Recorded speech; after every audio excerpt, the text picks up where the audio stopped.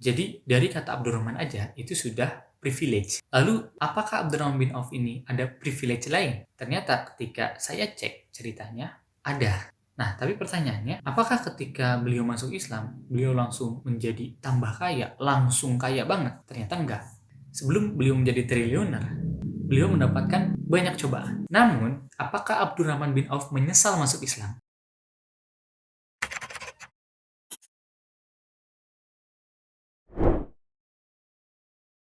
Bismillahirrahmanirrahim. Oke, jadi di video kali ini saya ingin menceritakan kisah Abdurrahman bin Auf. Mungkin sebagian teman-teman sering sekali mendengar kisah Abdurrahman bin Auf ini. Tapi saya akan menceritakannya dengan tambahan opini pribadi saya. Kenapa?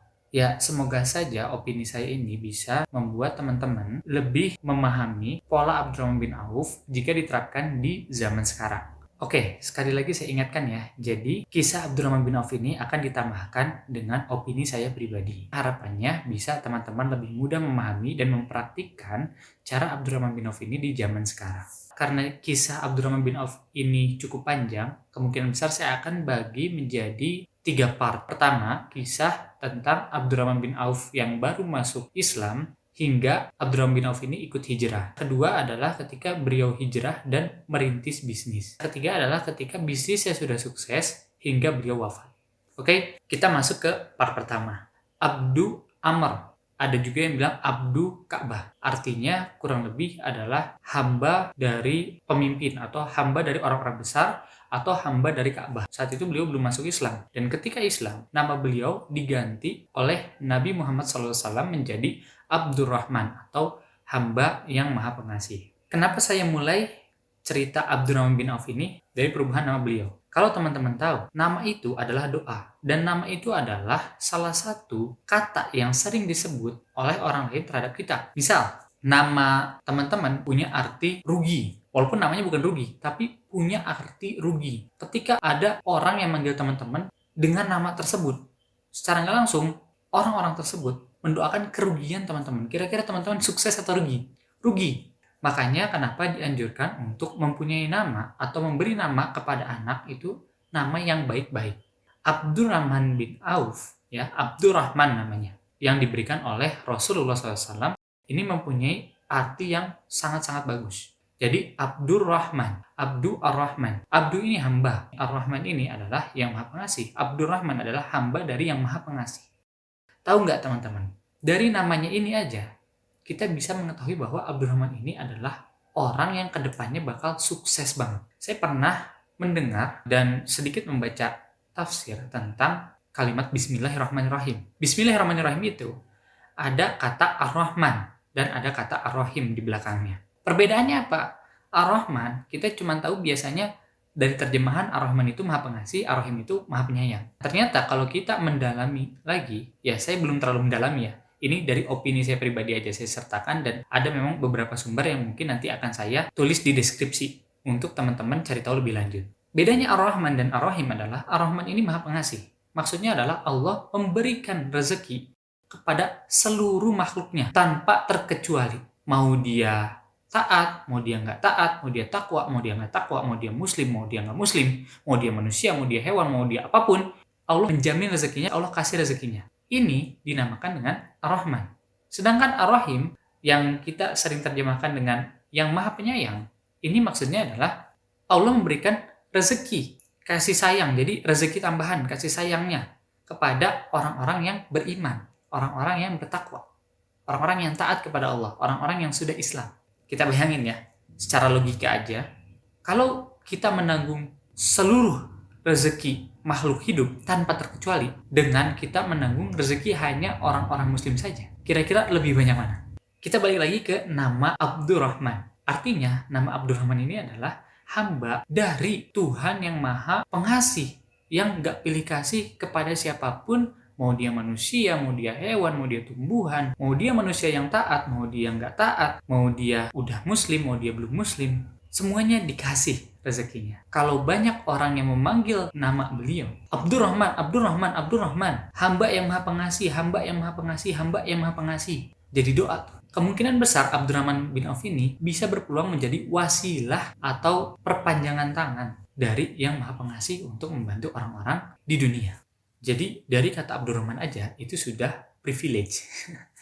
Udah bagus banget. Sekarang coba cek nih, sebelum saya lanjut, coba cek nama panggilan teman-teman ini artinya bagus atau enggak. Misalnya, teman-teman namanya bagus, tapi panggilannya enggak bagus. Teman-teman arti namanya bagus, tapi orang-orang memanggil teman-teman dengan nama panggilan yang tidak mempunyai arti atau mungkin dengan nama panggilan yang artinya jelek. Jika begitu, saran saya, mulailah perkenalkan diri teman-teman dengan arti nama yang bagus, supaya masa depan teman-teman menjadi lebih baik. Lalu, apakah Abdurrahman bin Auf ini ada privilege lain? Ternyata ketika saya cek ceritanya, ada. Karena beliau termasuk salah satu keturunan dari keluarga yang cukup terpandang di Makkah. Bisa dibilang beliau ini termasuk keluarga yang mampu. Dan dari referensi yang saya baca dan yang saya dengar, Abdurrahman bin Auf ini memang sudah kaya dari sebelum masuk Islam. Dia sudah menjadi miliarder sebelum masuk Islam. Nah, tapi pertanyaannya, apakah ketika beliau masuk Islam, beliau langsung menjadi tambah kaya, langsung kaya banget, dari miliarder jadi triliuner? Ternyata enggak. Sebelum beliau menjadi triliuner, beliau mendapatkan banyak cobaan. Salah satunya adalah beliau ikut di boykot. Orang-orang Mekah itu melarang Rasulullah SAW dan para sahabatnya, termasuk Abdurrahman bin Auf, untuk belanja di kota Mekah. Jadi bayangin nih, contohnya ya, teman-teman misalnya ada di kota Bandung. Teman-teman miliarder, tapi teman-teman nggak bisa beli makanan di kota Bandung. Teman-teman nggak bisa beli pakaian di kota Bandung. Teman-teman nggak bisa beli kendaraan di kota Bandung. Kira-kira enak nggak? Namun, apakah Abdurrahman bin Auf menyesal masuk Islam? Karena ketika masuk Islam, beliau langsung mendapatkan cobaan seperti itu. Ternyata enggak. Beliau tetap lebih memilih Allah dan Rasulnya. Beliau nggak apa-apa di boykot, beliau nggak apa-apa susah. Yang penting iman beliau tetap kuat. Tapi namanya cobaan pasti ada titik baliknya. Titik baliknya ketika apa? Titik baliknya adalah ketika beliau ikut hijrah ke Madinah. Sebenarnya hijrahnya ini juga cobaan. Kenapa cobaan? Ketika hijrah, beliau hanya membawa sehelai pakaian yang dikenakan di badannya. Abdurrahman bin Auf ini, keluarganya nggak ada yang ikut hijrah. Istrinya nggak ikut. Uangnya yang miliaran itu nggak beliau bawa ketika hijrah. Jadi hijrahnya ini benar-benar karena Allah dan Rasul, dan hijrahnya ini benar-benar untuk menguatkan keimanan dia. Nggak ada niat lain. Lurus karena itu. Kalau diibaratkan dengan kita sekarang, banyak nih dari kita ingin merantau. Tapi niat merantaunya rata-rata apa? Biar sukses, biar kaya, biar dapat jodoh ya, ada juga yang kayak gitu. Nggak salah, tapi alangkah lebih baiknya teman-teman ketika merantau, niatkan agar mendapat lingkungan yang lebih baik, ibadahnya bisa lebih baik, mempunyai circle pertemanan, circle lingkungan yang lebih baik. Niat tersebut insya Allah akan membuat teman-teman jauh lebih baik daripada teman-teman hanya meniatkan merantau hanya untuk mendapatkan harta saja. Proses titik baliknya baru dimulai ketika ini.